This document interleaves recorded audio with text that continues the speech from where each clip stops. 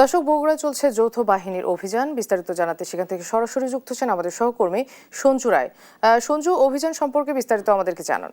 মনা, বগুড়ায় সেনাবাহিনীর অভিযানে গতকাল মধ্যরাত থেকে বগুড়া শাহজাহানপুরের আশিকপুর ইউনিয়নের বাগিনাপাড়া গ্রামে সাবরুল এলাকায় এখানে কিন্তু বগুড়া শাহজাহানপুরের আলোচিত সন্ত্রাসী নুরু বাহিনীর সক্রিয় সদস্য আতিককে একটি বিদেশি রিভলভার এবং 4 রাউন্ড তাজা গুলি, পাশাপাশি শর্টগানের 11 রাউন্ড গুলি সহ মাদক সহ কিন্তু তাকে গ্রেপ্তার করা হয়েছে। তার কাছ থেকে শুধু বিদেশি রিভলভার নয়, উদ্ধার করা হয়েছে দেশীয় অস্ত্র এবং মাদকদ্রব্য, কোকেন, ইয়াবা সেবনের সরঞ্জাম সহ একাধিক অপরাধ করার জন্য যে সামগ্রীগুলো প্রয়োজন হয় সেগুলো বেসিক্যালি যেটি আমরা দেখেছি যে 40 বীরের অধিনায়ক লেফটেন্যান্ট কর্নেল তানভীর আহমেদ তমালের নেতৃত্বে বগুড়া সদর ক্যাম্পের যিনি কমান্ডার রয়েছেন ক্যাপ্টেন জানে আলম সাদিব এবং লেফটেন্যান্ট আল ফাহাদের সঙ্গীয় ফোর্সের অভিযানে গতকাল কিন্তু এই অভিযান মধ্যরাত থেকে শুরু করে এবং যখন আসলে এই অভিযানটি শুরু হয় তখন কিন্তু এই আতিক তিনি কিন্তু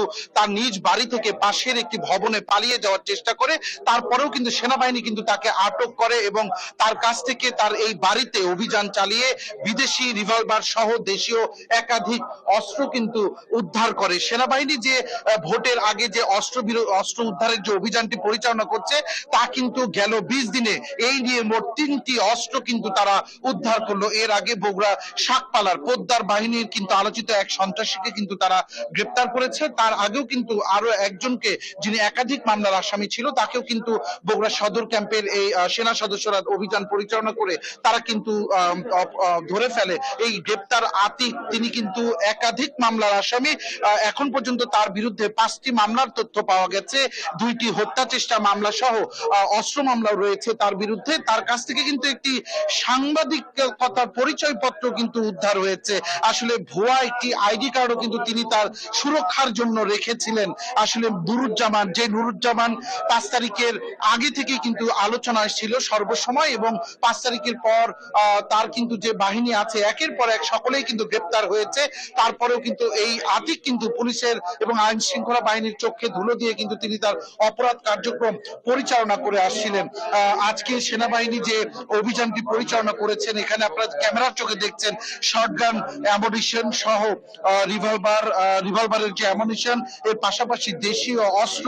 ভোটের আগে এই ধরনের অভিযান কিন্তু সাধারণ মানুষ সাধুবাদ জানিয়েছে। তারা কিন্তু বারবার যেটি বলছে যে সেনাবাহিনী অস্ত্র উদ্ধারের যে অভিযানগুলো পরিচালনা করছেন এর মধ্য দিয়ে কিন্তু সাধারণ মানুষের মাঝেও আমরা স্বস্তি লক্ষ্য করেছি।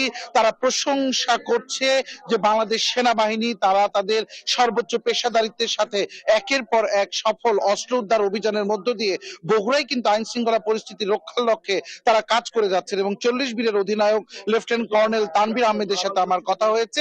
তিনি যেটি জানিয়েছে যে বগুড়ার বিভিন্ন জায়গায় ভোটের আগে তাদের কিন্তু এই অস্ত্র উদ্ধার অভিযান কিন্তু চলমান থাকবে এবং শুধু তাই নয়।